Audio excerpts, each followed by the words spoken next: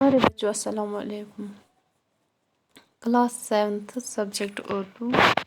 ہمارا آج کا ٹاپک ہے سری نگر سے کرگل تک۔ کل کی ویڈیو میں ہم نے اس کا تھوڑا سا حصہ پڑھا ہے۔ چلو ہم نظر ڈالتے ہیں پچھلا جو ہم نے پڑھا تھا۔ ہم نے پڑھا تھا لداخ کے 2 ضلع ہیں اور کرگل اور لیہ، جو ایک دوسرے سے 204 کلومیٹر کی دوری پہ ہیں۔ اور ہم نے پڑھا تھا جب سری نگر سے لیہ جانے والی جو بھی گاڑیاں ہیں وہ کرگل سے ہو کر گزرتی ہیں۔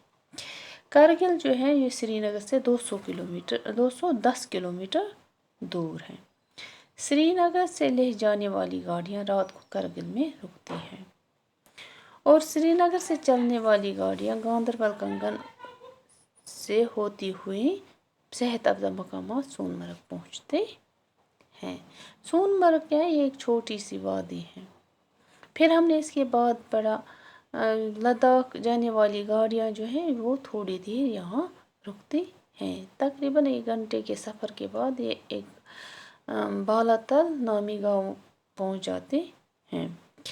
سون مرگ اور بالاتل جو ہیں یہ ہم نے پڑھے، یہ 2 کشمیری الفاظ ہیں۔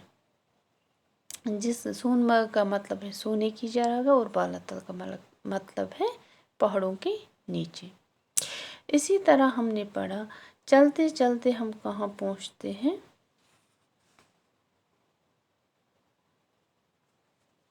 ماٹین، جو لداخ کا پہلا گاؤں ہے۔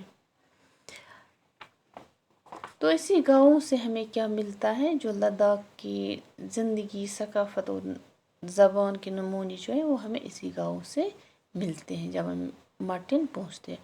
ماٹین کے بعد کہاں ہم پہنچتے ہیں؟ دراس، جو ہم نے پڑھا تھا دنیا کی دوسری سرد ترین جگہ ہے۔ چلو آگے پڑھتے ہیں۔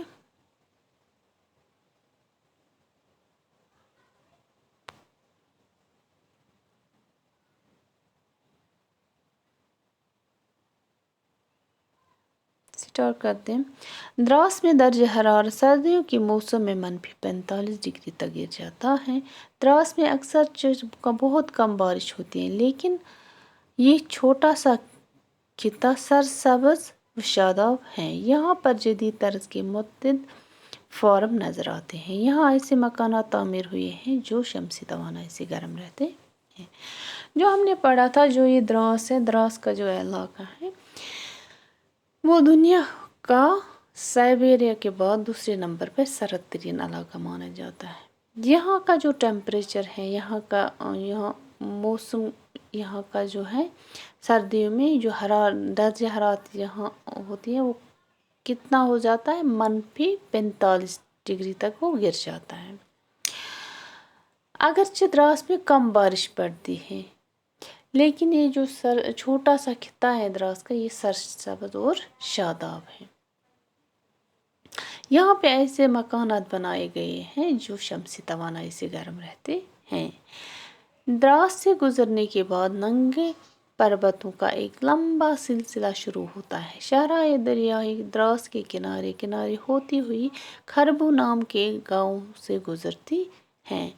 دور چوٹیوں پر جب غروب ہوتے سورج کی کرنیں پڑتی ہیں تو ایسا لگتا ہے کہ جیسے سارے پہاڑوں پر سونے کی چادر چڑھائی گئی ہے۔ ایسے ہی حیرت انگیز قدرتی نظارے دیکھتے ہوئے ہم شام کے وقت کرگل پہنچتے ہیں۔ جب دراس سے نکلتے ہیں، دراس کے بعد کیا آتا ہے؟ ایک پہاڑوں کا لمبا، ننگے پہاڑوں کا، جن پہ پیڑ پودے کچھ نظر نہیں آتے ہیں، سلسلہ، ایک لمبا سا سلسلہ شروع ہوتا ہے۔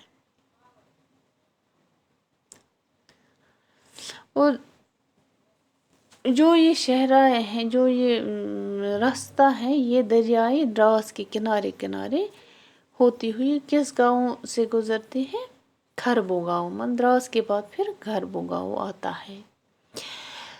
دور چوٹیوں پر سورج غروب ہوتے سورج کی کرنیں پڑتے ہیں تو ایسا لگتا ہے جیسے سارے پہاڑوں میں سونے کی چادر چڑھائی گئی ہے۔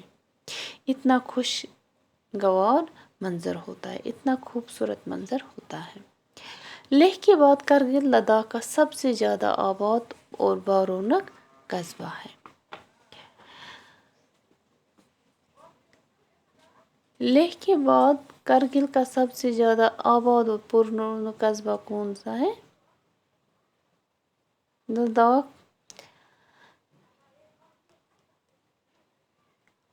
لیہ کے بعد جو لداخ کا سب سے آباد اور پررونق قصبہ ہے وہ کون ہے؟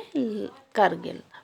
یہ قصبہ ننگے پہاڑوں اور تنگ پتھریلی وادیوں کے درمیان بہنے والے دریائے سورو کے کنارے پر آباد ہے، اسی لیے اسے سریلی وادی بھی کہا جاتا ہے۔ جو یہ کرگل ہے یہ ننگے پہاڑوں اور تنگ پتھریلی وادیوں کے درمیان ہے۔ اس کے درمیان جو دریائے سورو بہتا ہے یہ اس کی خوبصورتی میں چار چاند لگاتا ہے۔ اس دریا کی وجہ سے اس کو سریلی وادی بھی کہا جاتا ہے۔ کرگل کی اونچائی سطح سمندر سے تقریباً 2750 میٹر ہے۔ یہاں کی ناقابل کاشت زمین کو کاشت کا بنایا گیا ہے۔ کرگل کی آبادی کئی ہزار کے قریب ہے۔ سری نگر لیہ شاہراہ کرگل قصبے کے بیچوں بیچ گزرتی ہے۔ سری نگر سے لیہ جانے والی اور لیہ سے سری نگر آنے والی اکثر گاڑیاں رات کو کرگل میں ہی ٹھہرتی ہیں، جس سے اس جگہ کی رونق میں اضافہ ہو جاتا ہے۔ سیاحوں اور دیگر مسافروں کی آمد کی وجہ سے یہاں کئی ہوٹل اور بازار وجود میں آ گئے ہیں، جس کا اچھا اثر یہاں کی معیشت پر پڑا۔